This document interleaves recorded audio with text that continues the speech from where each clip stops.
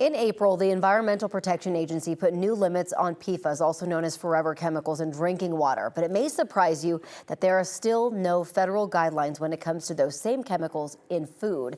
With reports of the chemicals contaminating some farms, our partners at Consumer Reports took to the labs to find out if our milk supply is safe.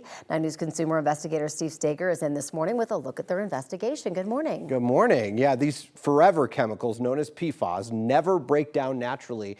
They've been linked to cancer, immunity, and endocrine problems and infertility. Consumer Reports recently conducted a limited test of 50 samples of whole milk purchased from grocery stores in 5 different states. The good news, CR found 2 PFAS most often linked to harmful health effects in only 6 of those 50 samples. But a food safety scientist with CR says the findings show that federal food safety agencies and manufacturers are not monitoring for PFAS in milk and other food. PFAS have historically been added to consumer products to make them nonstick, waterproof, stain resistant. And then once PFAS are out in the world, they end up in our water supply, in the fertilizer that farms use, and they end up in our food, and they end up in us.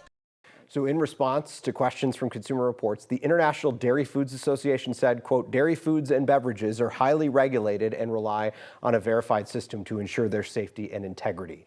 You can avoid your exposure to PFAS by avoiding stain-resistant and water-resistant clothing and carpeting. Other ways to limit your PFAS exposures: test your drinking water for contaminants, and if present, you should use a filter certified to remove those chemicals. But they're all over the place. Yes. We just have to be mindful of where they might be, and Consumer Reports is pushing for more testing of our food supply to make sure that they're not there. Yeah, it can be very scary. I mean, these chemicals last, forever. Yeah. Exactly. Very interesting, Steve. Thank you.